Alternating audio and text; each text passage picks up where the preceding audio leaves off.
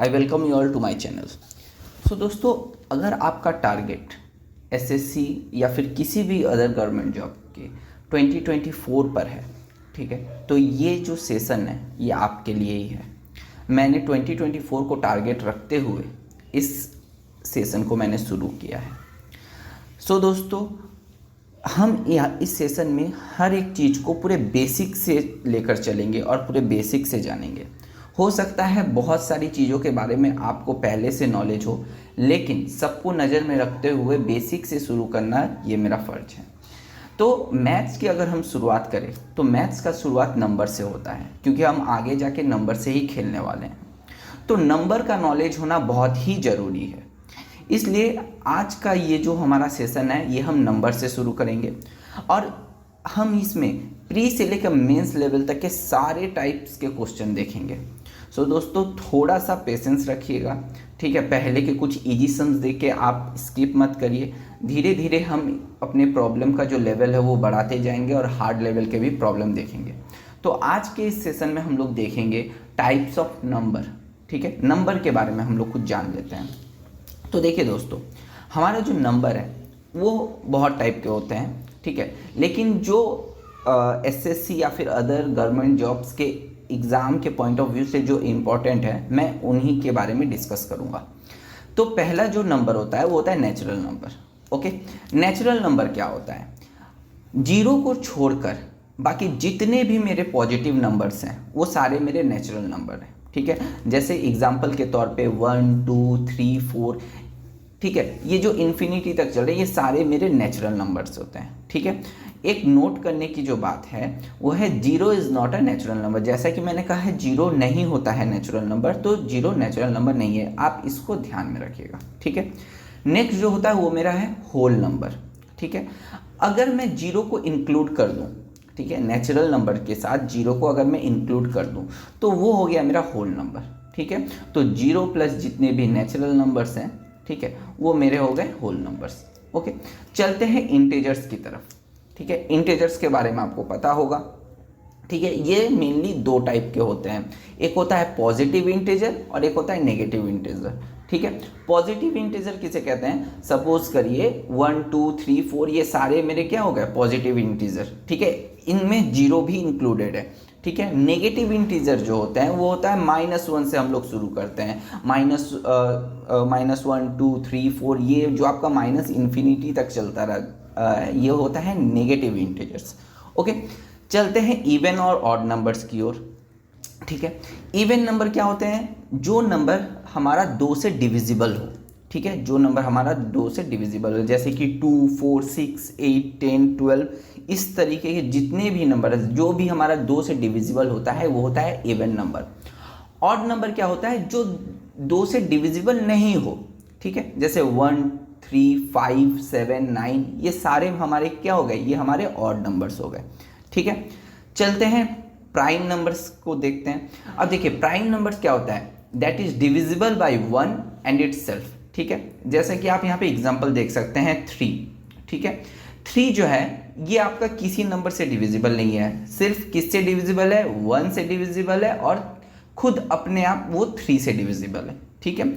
जैसा कि 5 भी आप देख सकते हैं, ये 1 से डिविजिबल है और खुद अपने आप के 5 से डिविजिबल है। तो इस तरीके के नंबर जो 1 से डिविजिबल हो और खुद से डिवाइड होते हो वो होते हैं प्राइम नंबर। को प्राइम नंबर किसे कहते हैं? देखिए, को प्राइम नंबर होता है, सपोज करिए मैंने 2 नंबर लिया एग्जांपल के तौर पे, यहाँ पे जैसे एक एग्जांपल है 7 और 9, ठीक है। 7 और 9 ये दोनों एक दूसरे के को प्राइम कब कहलाएंगे? जब इनका जो डिवीज़र है, ठीक है, इनका जो डिवाइज़र है वो हमेशा 1 होना चाहिए। जैसे कि 7 भी 1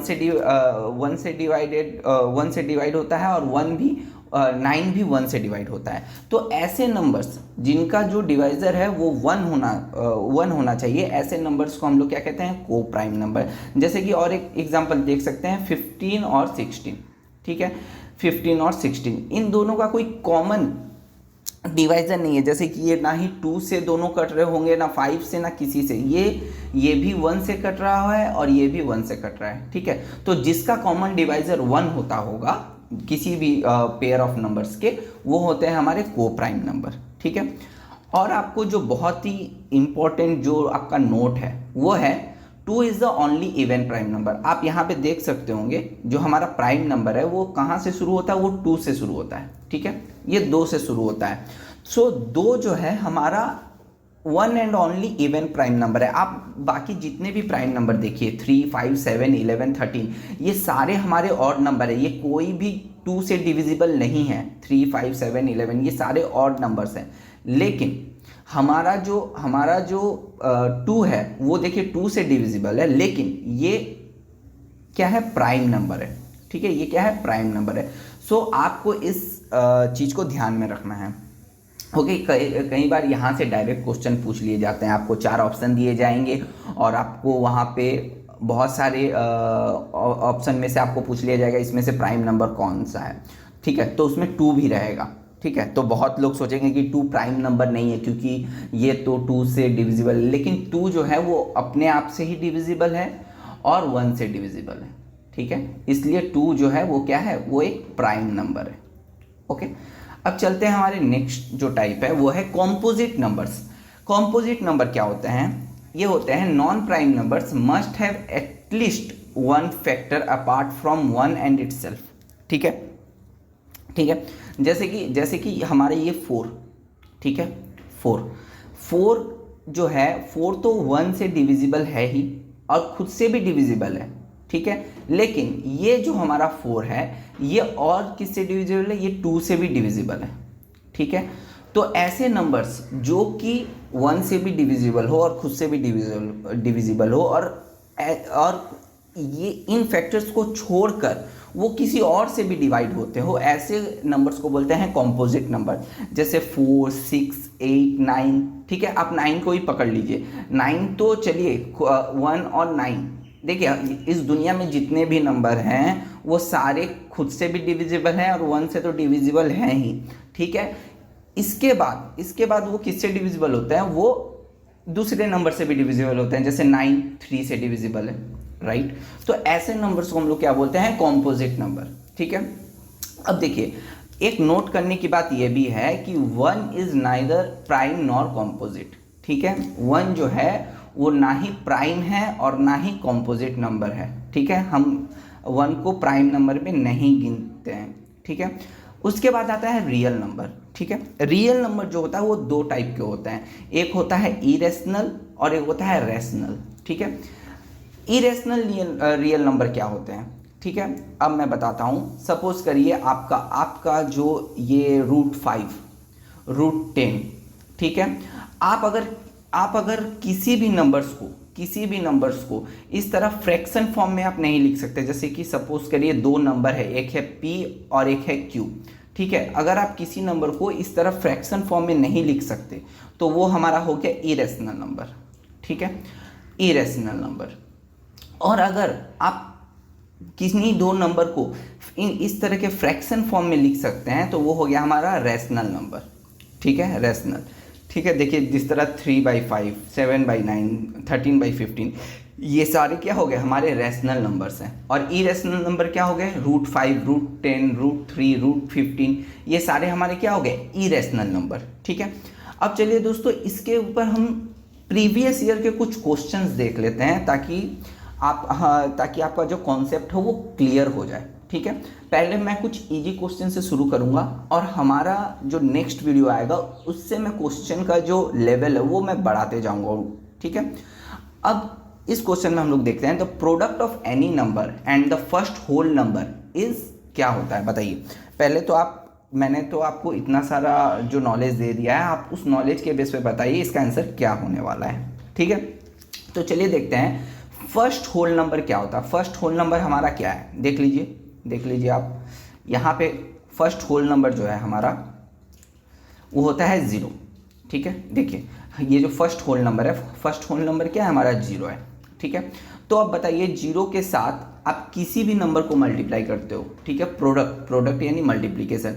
तो the product of any number with first whole number, तो 0 के साथ आप किसी भी नंबर को मल्टीप्लाई करो, आपका आंसर क्या आएगा, वो आएगा ऑलवेज 0। तो इसका आंसर 0 हो जाएगा। ठीक है। ये सारे प्रीवियस ईयर क्वेश्चंस है, ठीक है। अभी ये सारे फ्रीक्वेंट नहीं हैं इस टाइप के क्वेश्चन, लेकिन पहले ये सारे क्वेश्चन आते थे, ठीक है। नेक्स्ट जो क्वेश्चन है, which of the following A prime number, ठीक है, इनमें से कौन सा नंबर है जो प्राइम नंबर है।